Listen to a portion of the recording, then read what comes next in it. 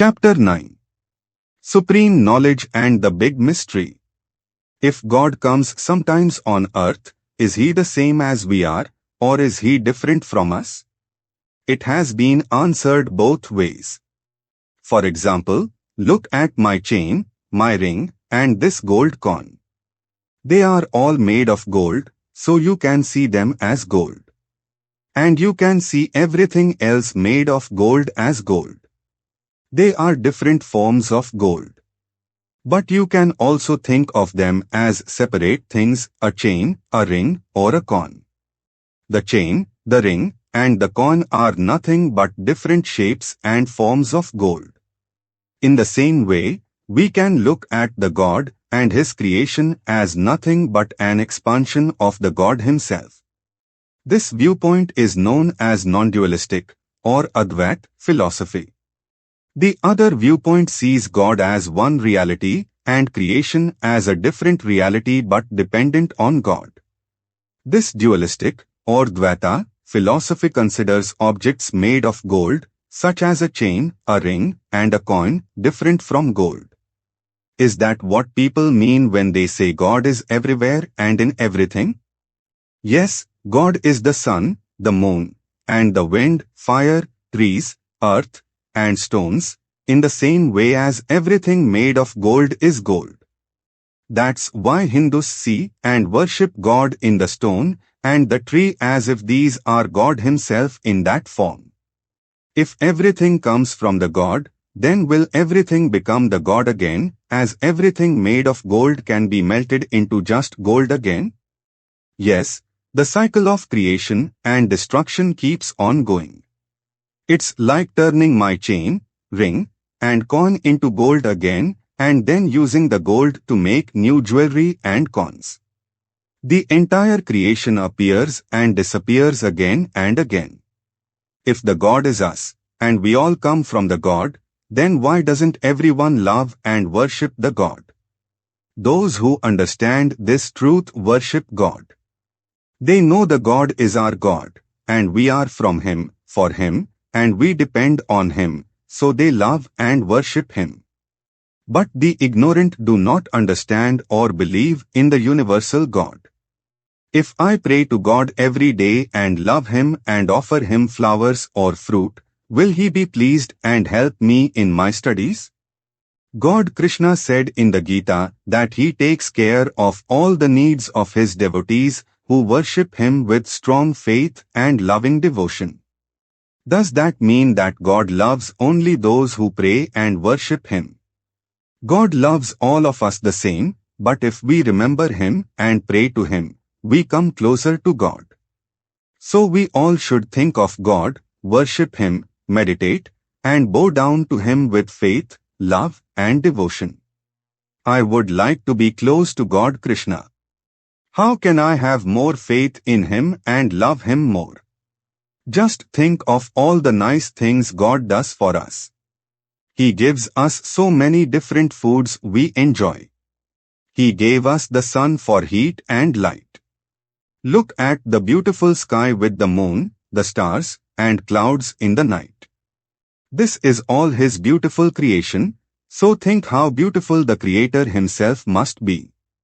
Worshipping God is saying thank you for His kindness. Praying is asking for what we need from God. Meditating is connecting with the Supreme Power to get help and guidance. If there is only one God who gives us everything, why do you have so many deities in your prayer, puja, room? Why don't you just worship the one God Krishna? God Krishna said, those who worship other deities, also worship me through those deities. We can worship any deity we feel close to. That favorite deity is called Ishtadeva, our own personal God, or the guardian angel, who becomes our personal guide and protector. Why do we offer fruits and flowers to God? God Krishna said in the Gita that anyone who offers Him a leaf, a flower, a fruit, water, or anything with love and devotion, He not only accepts it, but eats the offerings. That's why we always offer our food to God with a prayer before we eat it. Food offered to God is called prasada or prasadam. Anybody can reach God who worships Him with faith, love and devotion. This path of devotion is open to all of us. Here is a story about the power of faith. A boy who fed God. A noble man worshipped his family's deity every day with food offerings. One day he had to travel out of his village for the day. He said to his son, Raman, give the offering to the deity today. See that God is fed. The boy offered food to the deity at the shrine, but the image would not drink or eat. Raman waited a long time, and the image did not move. But he totally believed that God would come down from his throne in heaven, sit on the floor and eat. Again and again, he prayed to the deity, saying, O God, please come down and eat the food. It was already very late. Father will get angry if I do not feed you. The deity did not say a word. The boy wept and cried, O God, my father asked me to feed you. Why won't you come down? Why won't you eat from my hands? The boy wept for some time with a longing soul. At last, the deity came down smilingly from the altar in human form and sat before the meal and ate it. After feeding the deity, the boy came out of the prayer room. His relatives said, the worship is over. Now bring the prasadam for us. The boy said, God has eaten everything. He did not leave anything for you today. They entered the prayer room and were speechless with wonder to see that the deity had really eaten every bit of the offering. The moral of the story is that God eats if you offer food with full faith, love and devotion. Most of us don't have the faith Raman had.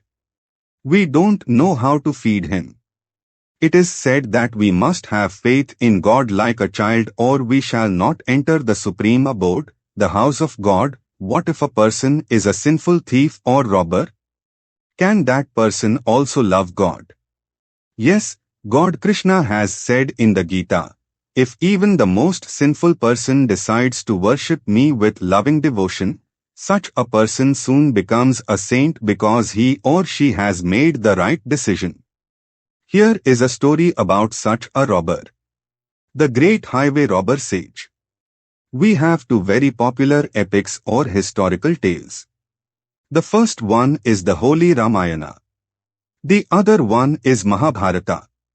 The Bhagavad Gita is a part of the Mahabharata. It was written about 3100 years BC. Originally, the Holy Ramayana may have been written about 1.75 million years ago, according to the latest findings. The original writer of Ramayana was a sage named Valmiki.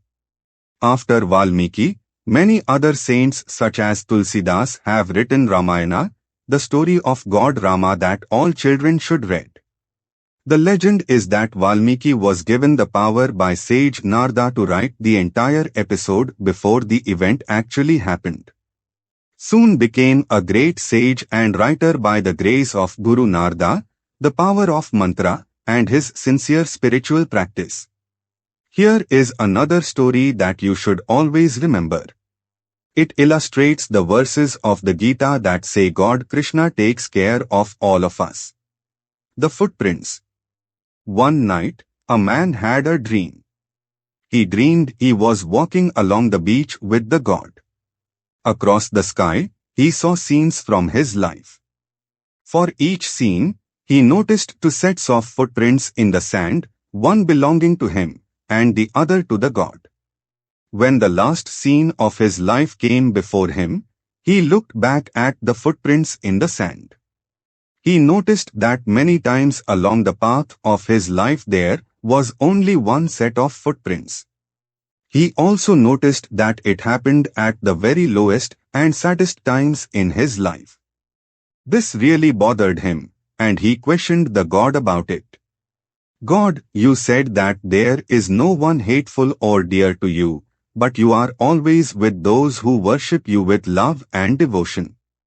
I have noticed that during the most troublesome times in my life, there is only one set of footprints. I don't understand why, when I needed you most, you left me alone.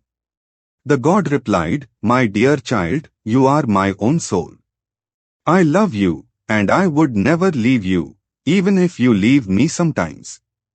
During your time of trial and suffering, when you see only one set of footprints, that was because then I carried you. When you have trouble, it is caused by your own karma. That is when you are tested and can grow stronger." God Krishna said in the Gita, "I personally take care of the needs of devotees who always remember and love me." Chapter 9 Summary. The dualistic philosophy sees God as one reality and creation as a different reality dependent on him. Non-dual philosophy sees God and his creation as one. God loves all of us the same, but he takes a personal interest in his devotees because they are closer to him. It is like getting more heat if one sits close to the fire. There is no unforgivable sin or sinner. The fire of sincere repentance burns all sins.